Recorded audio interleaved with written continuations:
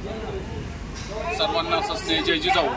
मित्रांनो, आज आपण मुळा नदीच्या किनाऱ्यावरती उभो आहोत। तुम्ही बघितलंय खडकवासल्यातून मोठ्या प्रमाणात पाणी मुळा नदीमध्ये सोडलं जात आहे, परंतु पुणे महानगरपालिकेने जे नदीकाठच्या लोकांची काळजी घेऊन जी यापूर्वी सोय करायला पाहिजे होती ती सोय केलेली नाही, म्हणून अनेक लोकांच्या घरामध्ये पाणी शिरलेलं आपल्याला पाहायला मिळून आलंय।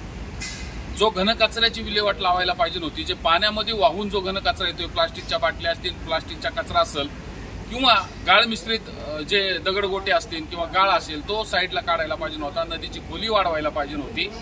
नदीची व्यवस्था जी पावसाळ्या अगोदर करायला पाहिजे होती ती व्यवस्था केली गेली नाही, म्हणून ही परिस्थिती, पूरग्रस्त परिस्थिती आज पुण्याला अनुभवायला मिळते।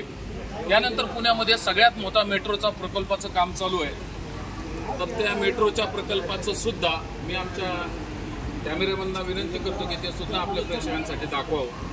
तुम्ही पाहू शकताय की पुण्यामध्ये असे मोठमोठे मेट्रोचे पिलेर या नदीमध्ये उभे केलेले आहेत, त्यामुळे नदीच्या पात्र हे संकुचित झालेलं आहे, छोटं झालेलं आहे आणि ते पाणी थोपवण्याचं काम करत आहे।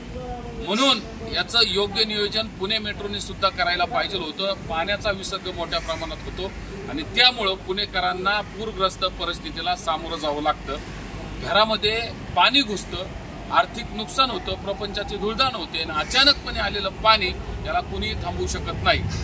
पण ठराविक लोकांच्या चुकीमुळे हा मनस्ताप पुणेकरांना सहन करावा लागतो। पुण्याच्या पात्रामध्ये ज्या अनेक झोपडपट्ट्यांनी वास्तव्य केलेले, त्या खऱ्या अर्थानं त्या ठिकाणचं अतिक्रमण हटवायला पाहिजे। अनेक नगरसेवक, आमदार, खासदार त्याला अडथळा निर्माण करतात, काम करू दिलं जात नाही। पहिल्यांदा पुण्यातल्या ज्या ह्या नदी पात्राच्या कडच्या ज्या झोपडपट्ट्या आहेत त्यांचं पुनर्वसन केलं पाहिजे, त्यांना योग्य ठिकाणी हलवलं पाहिजे, म्हणजे त्यांच्या घरामध्ये पाणी घुसणार नाही। पावसाळा चालू झाला, हा नित्याचा नेहमीचा प्रश्न या ठिकाणी निर्माण होत आहे। ओढे नाले जे अडवले गेलेत, बिल्डर लोकांनी त्याच्यावरची जे अतिक्रमण केलेत, बांधकाम मोठ्या प्रमाणात झालेत, नद्यांचे स्रोत, वड्यांचे स्रोत अडवलेत, कॅनलचे स्रोत अडवलेत, बुजवलेत, म्हणून पाणी रस्त्यांवरून पळायला सुरुवात करतं आणि लोकांच्या घरादारात घुसतं, सोसायट्यामध्ये घुसतं आणि त्याच्यामध्ये वित्तहानी तर होते, पण अनेक लोक त्यामध्ये मृत्युमुखी पडतात।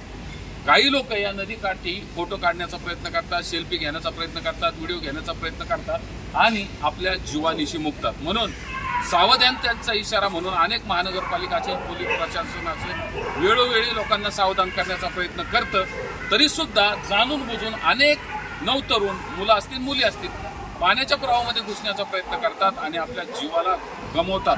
म्हणून त्यांना सुद्धा वारंवार विनंती करतो। संभाजी ब्रिगेडनं अनेक वेळा सावधानतेचा इशारा दिला की मित्रांनो सावध व्हा, फोटो पुन्हा काढले जातील, सेल्फी पुन्हा घेतल्या जातील, व्हिडिओ केले जातील, पण गेलेला जीव पुन्हा येणार आहे का? शेवटचा फोटो तुम्हाला तुमच्या घरात लावायचा आहे का?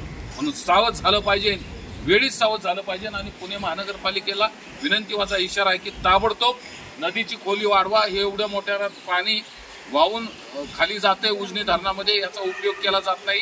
हे जर पाण्याचं योग्य नियोजन केलं तर 5 वर्षाचा पाण्याचा प्रश्न सुटू शकतो। म्हणून या धरणाची सुद्धा खोली वाढवली पाहिजे। खडकवासला असेल, पानशेत असेल, वरसगाव असेल, धरणाची खोली वाढवा, योग्य नियोजन करा। हाच पाणी साठा भविष्यामध्ये आपल्याला उपयोगी पडू शकतो किंवा पुणे जिल्ह्यातील ग्रामीण भागाला शेतीसाठी याचा फायदा होऊ शकतो। म्हणून याचं योग्य नियोजन पाटबंधारेने, इरिगेशन खात्याने केलं पाहिजे। म्हणून सन्माननीय मुख्यमंत्र्यांना विनंती आहे, हे पाणी वायाला जाऊन देऊ नका, याचं योग्य नियोजन करा। भविष्यात हेच पाणी तुमचा जीव वाचवू शकतं। धन्यवाद। जय जिजाऊ, जय शिवराय।